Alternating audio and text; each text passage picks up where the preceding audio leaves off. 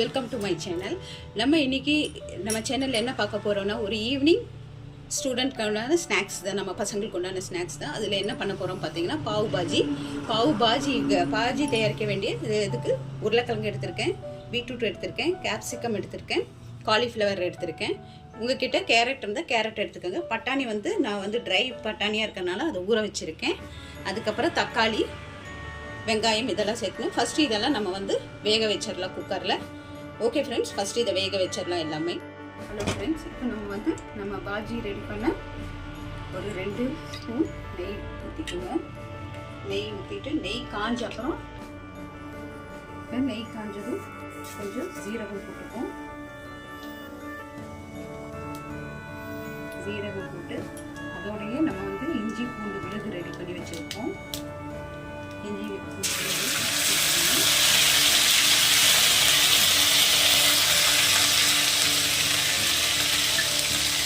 இதோட நம்ம கொஞ்சம்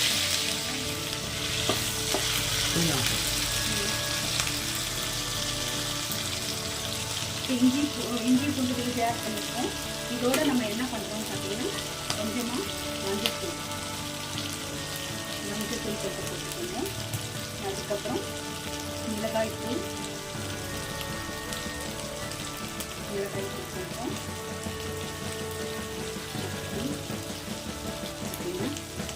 கரம் மசாலா தூள்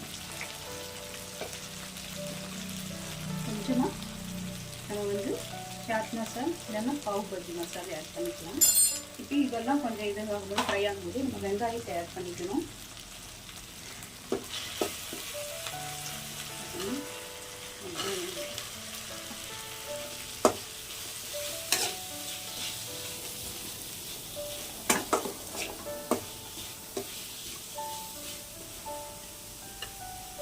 தக்காளி கொஞ்சம் ஜாஸ்தியாகவே சேர்த்துக்கோங்க, அப்போ தான் கிரேவி நல்லா இருக்கும்.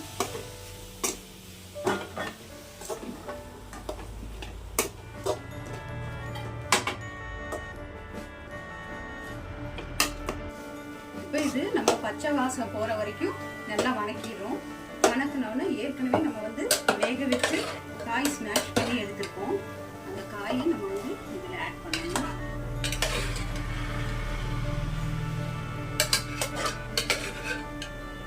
காய் எல்லாத்தையும் இதில் ஆட் பண்ணி தேவையான உப்பு சேர்த்துக்கோங்க.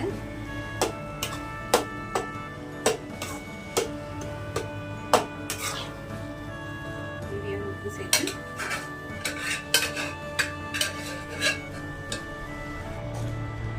பார்த்தீங்கன்னா நமக்கு பச்சை வாசம் போயிடுச்சு. இதில் தேவையான உப்பு நம்ம ஆட் பண்ணியிருக்கோம். இப்போ பார்த்தீங்கன்னா ஒரு அரை எலுமிச்சம்பழம் எடுத்து அதில் எலுமிச்சம்பழம் பாதி எலுமிச்சம்பழம் பிழிஞ்சிங்கன்னா போதும். அதுக்கப்புறம் நம்ம இந்த மாதிரி கோரியண்டர் லீஃப் கட் பண்ணி வச்சுருக்கிறத எடுத்து நல்லா தூண்டிட்டு பச்சை வாசம்லாம் போய் நல்லா ஒரு கொதி வந்தோன்னா இறக்கிட்டிங்கன்னா நம்ம பாஜி ரெடி. நெக்ஸ்ட்டு பாவு ரெடி பண்ணலாம்.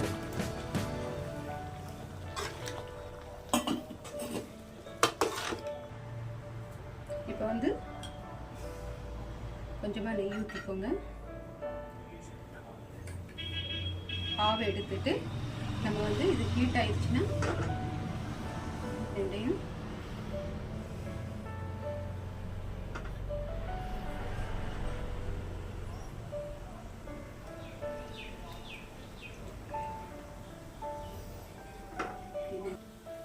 நல்லா நம்ம பிரெட்டை லைட்டாக நெய்யில் ஃப்ரை பண்ணி எடுத்துக்கலாம்.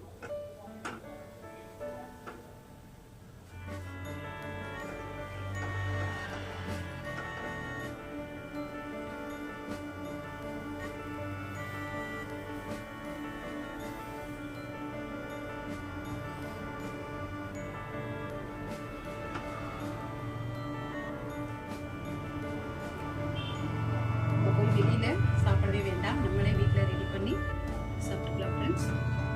இது ஹெல்த்தியாகவும் நம்ம பார்த்து செய்வோம். வெளியே அத்தனை காசு செலவு பண்ண வேண்டாம்.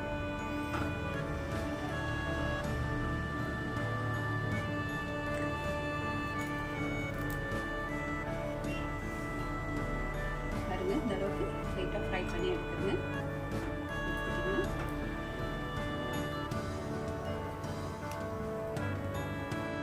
இப்போ நம்ம பாவு பாஜி ரெடி ஆயிடுச்சு. நீங்கள் சர்வ் பண்ணும்போது லைட்டாக வெங்காயம் தூவி அதோட கொஞ்சம் கொரியாண்டர் லீஃப் போட்டு பரிமாறுங்க, நல்லாயிருக்கும். பாருங்கள் ஃப்ரெண்ட்ஸ், நம்ம பாவு ரெடி. இப்போ நம்ம என்ன பண்ணுறோன்னா போட்டு